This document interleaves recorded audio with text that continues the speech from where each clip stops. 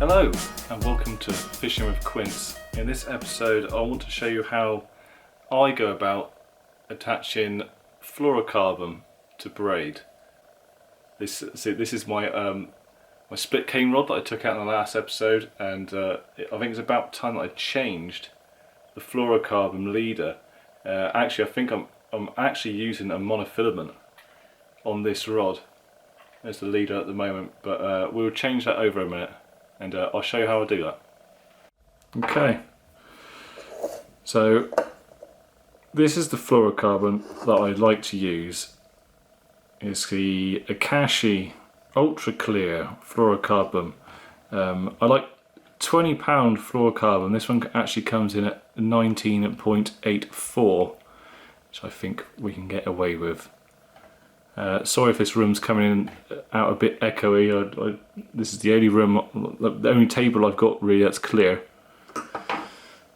So first off, I'm going to cut the old off. You can see I've still got the old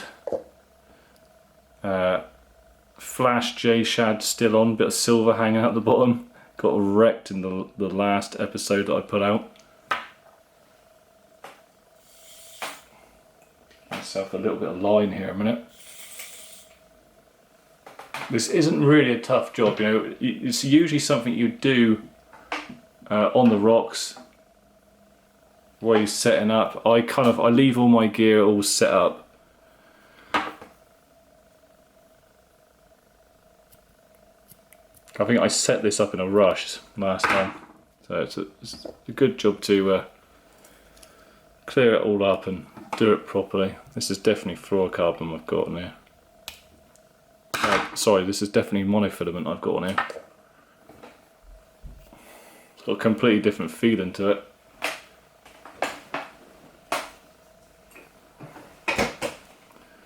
If you're lure fishing, you really want a fluorocarbon leader, because you want to feel every single knock and bite that you'll get. Whether you're hitting you want to be able to feel yourself pulling along the bottom, the weeds. You want to feel everything. Monofilament's just got too much stretch in it. It's good for some cases, like if you're using a multiplier. I think the elasticity in monofilament helps with that sort of fishing, especially when you're casting long distances. But when you're just dropping in, or if you're using plugs and what have you, you really need to be able to feel every single thing. I mean, if you're running full monofilament, you probably wouldn't feel the little tap tap tap as much. I'm not saying you wouldn't feel it, but you would. But it's just you're better off if you're using braid. You want to top it off with some fluorocarbon. Plus, it's pretty much invisible in water. Okay, I'm going to need a bit more line than that.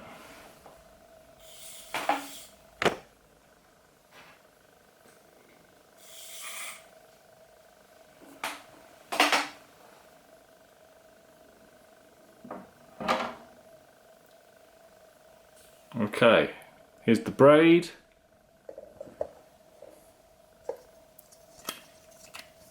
This is quite awkward doing it on the table actually. I want it close in so you can all see exactly what I'm doing. Right, here's the fluorocarbon.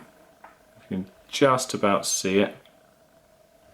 As you can see, it's £20 fluorocarbon, but it's still really fine. It's good stuff, this is. Okay, let's start that again because the camera went off. Right, so you want to run the two lines together like that. Take the braided line and make a hoop. So it looks like that, and then go around the two lines together. 1, 2, 3, 4. Oops. 4, 5, 6. And pull that together to look something like that. And you want to turn it around. I'd like to turn it around if you can. Then grab the fluorocarbon, make a hoop. It's awkward with a camera, sorry.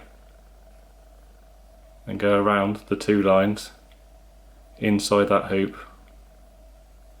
1, 2, oops.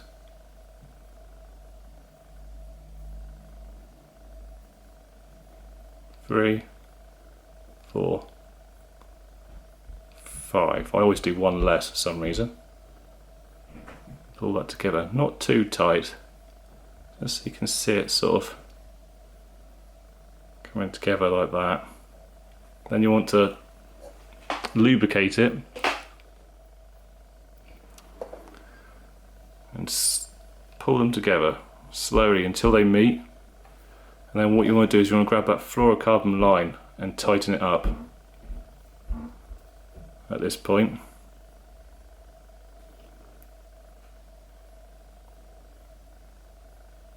And then grab the 2 lines, let's turn it back around the right way.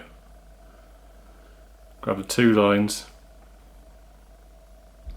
and then just pull until they're tight.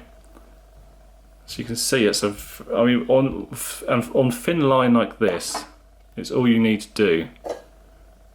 That's not going to get caught in the rings. Cut it off. I always leave a bit of a tag on. These are supposed to be braid cutters, but not working so good anymore. There we go. Always leave a little bit of a tag just in case it wants to tighten up a bit. It shouldn't at all. But that's it. That's what it should look like in the end. And all you got to do is reel that onto your rod.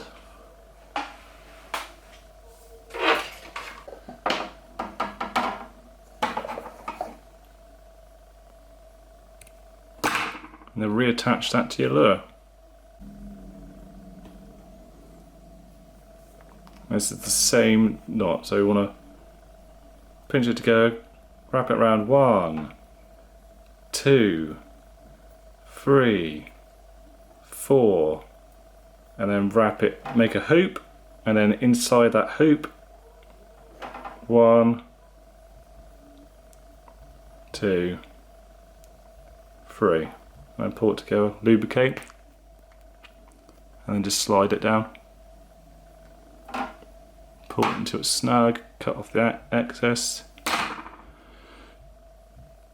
Perfect knot. And then you get to go fishing.